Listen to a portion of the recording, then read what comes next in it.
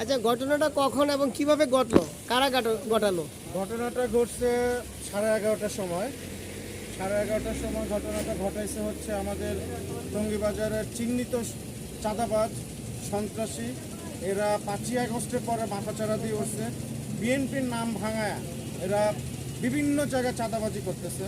গত 6 মাস যাবত আমার কাছে চাঁদা চাচ্ছে, প্রতি মাসে তাদেরকে 50,000 করে টাকা দেওয়ার জন্য।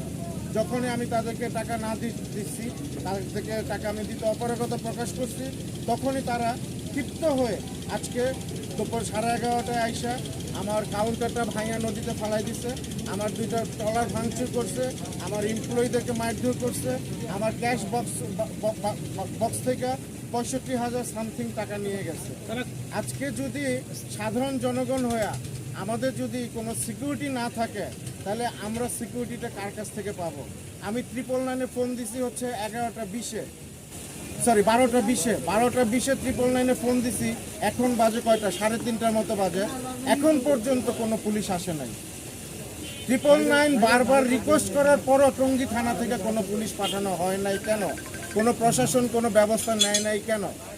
আজকে চাঁদাবাজদের কারণে আমি তো বিআইডব্লিউটি আমাকে লাইসেন্স দিছে বিধায় আমি এখানে ব্যবসা করতেছি। আজকে এই ঘাট দিয়ে 3 থেকে 3,500 লোক পারাপার হয়, প্রতিদিন 400 থেকে 500 রুগী পারাপার হয়। ওই পাশে 3টা হসপিটাল, এই রুগীদেরকে সেবাটা দিবে কে? আমি ঘাট বন্ধ করে দিলে, আমি ট্রলার বন্ধ করে দিলে আজকে আমাদের ব্রিজের কি বেহাল অবস্থা। আজকে আমাদের উত্তর এবং টঙ্গীবাসী একমাত্র মাধ্যম হচ্ছে এই ট্রলার। আজকে সেখানে আইসা কেন এই চাঁদার জন্য বিএনপির লোকজন ভাঙচুর করবে? আমার এটা আপনাদের কাছে করজোরে মিনতি, এটা সুনির্দিষ্ট বিচার করবেন। কিভাবে সাধারণ জনগণ আমরা বাঁচতে পারি, আমরা সাধারণ জনগণকে কিভাবে সেবা দিতে পারি সেটার ব্যবস্থা করবেন। পুলিশ প্রশাসন যদি আমাদেরকে সিকিউরিটি না দিতে পারে, তাহলে পুলিশ প্রশাসন দিয়ে আমরা কি করব? কারা এই ঘাট ভাঙছে?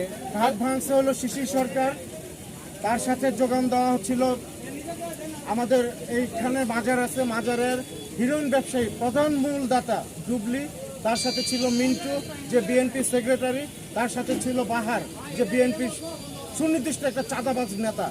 এই 4 জনের হুকুমে 4 জন এখানে দাঁড়ায় থেকে তাদের পালিত গুন্ডা বাহিনী দিয়ে আজকে আমার ঘাট ভাঙচুর করা হয়েছে।